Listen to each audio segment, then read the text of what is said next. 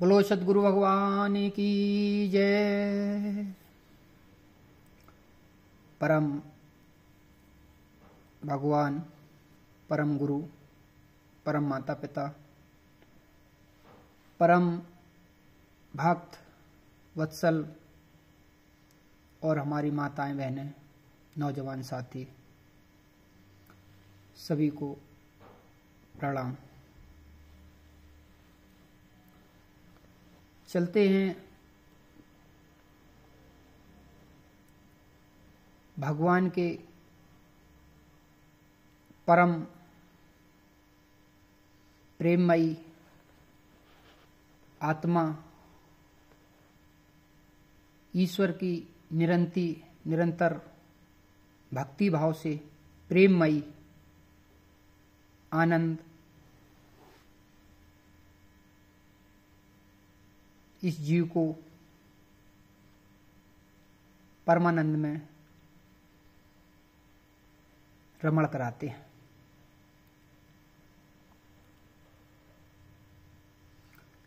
हे मनुष्यजन,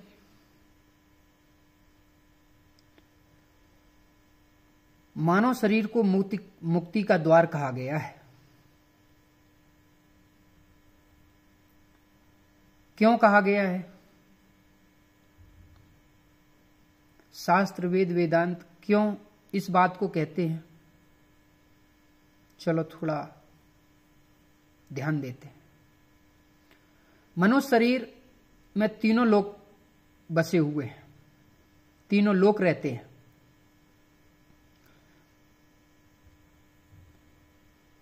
सभी धर्म, सभी कामना इत्यादि छोड़ करके परमपिता परमात्मा का ही ध्यान रखो, निरंतर उन्हीं का जाप करो,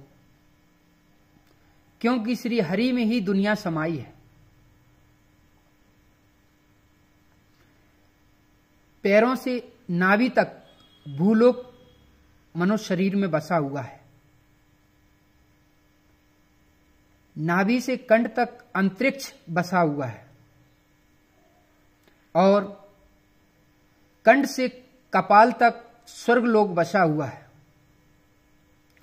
कपाल में महाजना तपा सतलोक भी है। कपाल मस्तक तक सतलोक। योग से मन काबू में आ जाएगा। हर मनुष्य को, हर भक्त को, हम जैसे हर दीनों को भगवान का निरंतर अपना मन चित्त भक्ति प्रेम योग से निरंतर काबू में करके भगवान के चरणों में सदा लगा रहना चाहिए।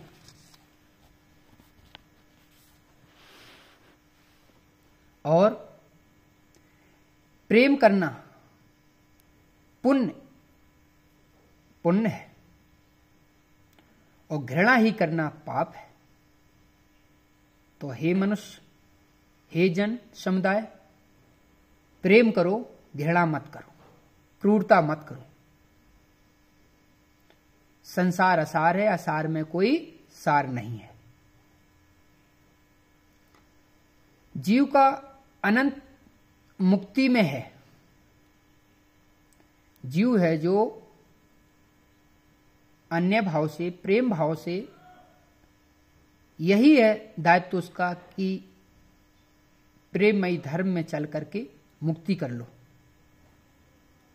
मन मुक्त कर लो। पुण्य में भी डर है। अगर साकाम भाव या स्वार्थ भाव आ जाए किसी पुण्य कर्म में तो वहां दिक्कत आ जाती है, अहंकार उत्पन्न हो जाता है। साकाम कर्म में भी अहंकार उत्पन्न हो जाता है।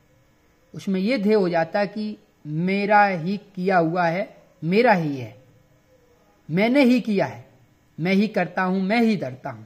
ऐसा अहंकार आ जाता है सज्जनों। उत्पन्न कर सकता है अहंकार, अपने मन भाव में उत्पन्न कर सकता है। विनय से भक्ति पा लेता है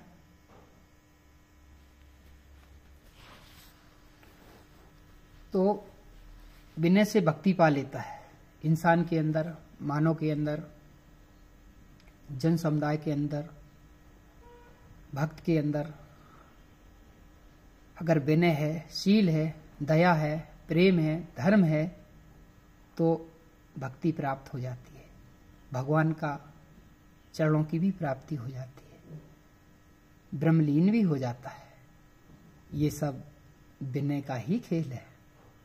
ऐसा तत्पर हमारे गुरुदेव शास्त्र संवत समागम करते हुए सब लोग बताते हैं, और इसका मान करना भी चाहिए। और वर्तमान स्थिति में मानव जीवन 3 ऋण धारण करे।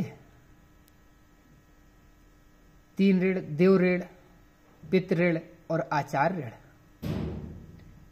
देव ऋषि भक्ति और सेवा के द्वारा ही ऋण का समाधान हो सकता है। पितृ ऋण अपना सुख त्याग करके माता पिता के समर्पित रहने, उनकी आज्ञा का पालन करना, साष्टांग प्रणाम, सुबह से अपनी दिनचर्या से पहले अपने माता पिता को साष्टांग प्रणाम करके अपनी धर्म पूर्वक, कर्म पूर्वक अपनी दिशा और दशा को सुंदर बनाने के लिए धर्म पूर्वक भगवान के चरणों में अधीन होना चाहिए। आचार ऋण, संसार में सुख, प्रेम, विनय फैला दो। प्रेम पूर्वक धर्म को फैला दो।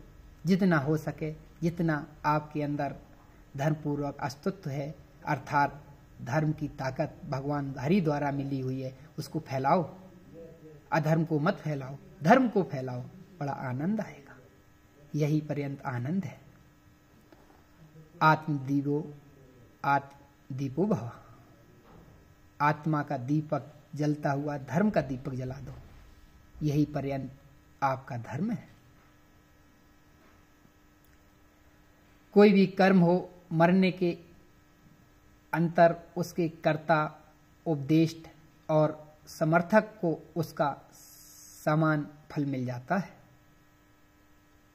कहने का तात्पर्य यह है, इंसान जो अपने कर्म फल द्वारा अकर्म करता हो या कर्म करता हो या धर्म पूर्वक प्रवृत्ति रखता हो, उसका अलग अलग तमोगुण से, रजोगुण से और सतोगुण से, निष्काम भाव से, साकाम भाव से जो भी कार्य करता है उसका फल अलग अलग मिल जाता है। और वही भगवान दंड कर देते हैं, वही प्रारब्ध में चला जाता है। और वो भक्त प्रेम पूर्वक, जो सतोगुणी भक्त हैं, वो धर्म पूर्वक सुख वैभव को भोगते हैं। जो तमोगुणी भक्त हैं, वो अधर्म पूर्वक अपने किए हुए कर्मों को भोगते हैं। वो दिखाते हैं इस संसार को मेरे अंदर मैं है, मेरापन है, और वो अपना अधर्म का दीपक जलाते रहते हैं। धर्म और अधर्म में यही अंतर है। ध्यान, स्तुति, पूजा आदि मानसिक, वाचिक एवं शारीरिक क्रियाओं के द्वारा भजें। हृदय में कपट ना रखें, प्रेम पूर्वक, क्योंकि भगवान जो हैं, क्योंकि अगर हृदय में कपट रखोगे तो भगवान एक्सेप्ट नहीं करेंगे।